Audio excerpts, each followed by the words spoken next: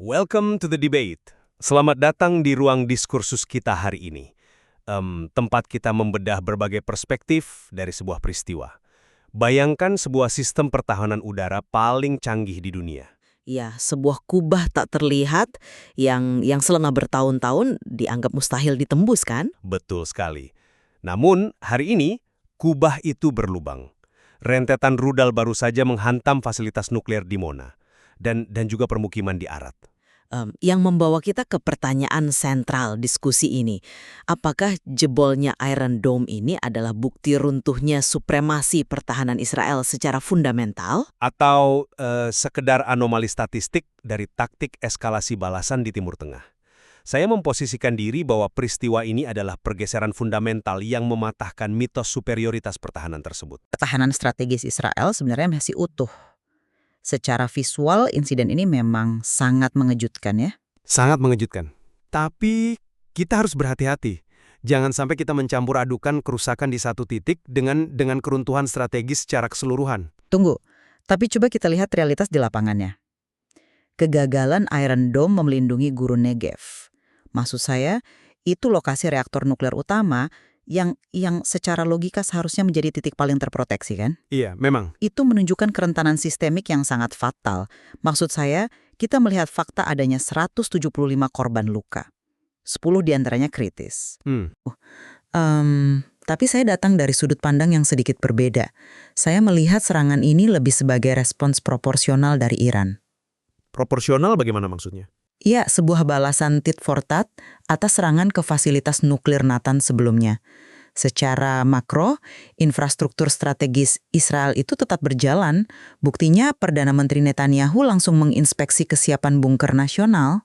Oke, tapi... Dan itu bukti bahwa arsitektur pertahanan sipil mereka berfungsi dengan baik.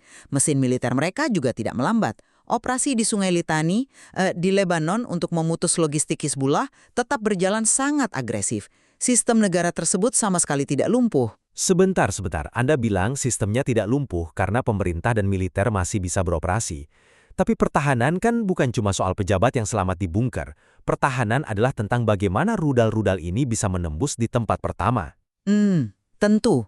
Fakta bahwa pertahanan itu jebol membawa kita ke masalah inti, yaitu teknologinya. Data menunjukkan Iran kini mengoperasikan rudal hipersonik Fatah II. Iya, yang sangat cepat itu. Benar, melesat di atas Battle 15. Dan ini didukung oleh pangkalan bawah tanah dengan sistem Sayad 3 dan Dai 9D. Mereka dirancang khusus untuk memungkinkan peluncuran beruntun secara masif. Ini murni dominasi teknologi ofensif. Betul, ada peningkatan teknologi yang signifikan. Tapi, mari kita perjelas cara kerjanya. Tembusnya Iron Dome ini bukan berarti sistem itu tiba-tiba usang secara teknologi. Masa sih? Iron Dome itu ibarat penjaga gawang super cerdas. Dia bisa menangkap 10 bola sekaligus karena radarnya memprediksi arah tendangan dengan sangat akurat. Oke. Tapi yang dilakukan Iran bukan menendang 10 bola. Mereka membanjiri lapangan dengan ratusan rudal secara bersamaan. Ini adalah trik matematika asimetris. Saturasi peluncuran ya? Tepat. Ketika dihadapkan pada saturasi yang begitu masif, batas komputasi radar manapun di dunia pasti kewalahan memprioritaskan ancaman. Analogi kiper yang bagus, tapi Anda melewatkan satu variabel krusial di sini. Kecepatan.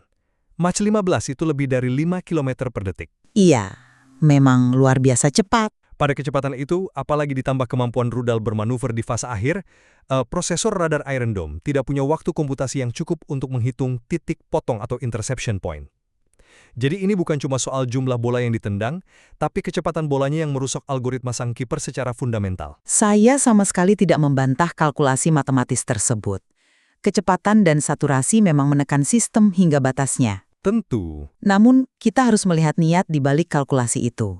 Serangan saturasi ke Dimona ini dirancang secara presisi sebagai sebuah pesan taktis. Pesan taktis. Ya, tujuannya adalah peringatan keras agar Israel mundur dari eskalasi lebih lanjut, bukan sebuah dominasi yang meniadakan kemampuan bertahan Israel seutuhnya. Tunggu dulu.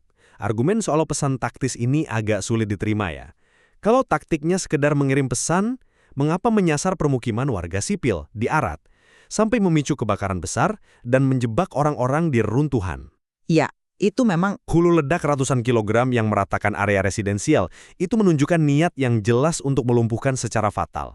Bukan sekedar ketuk pintu peringatan. Bukti di lapangan menunjukkan niat eskalasi penuh. jatuhnya korban sipil memang sebuah tragedi. Dan saya akui itu adalah bukti eskalasi yang serius. Pastinya. Namun, meskipun algoritma Iron Dome terbukti memiliki titik buta saat menghadapi kombinasi saturasi massal dan kecepatan hipersonik, realitas makronya tetap sama. Arsitektur pertahanan Israel, dari respons sipil hingga komando militer, masih berdiri solid menghadapi tekanan ekstrim ini.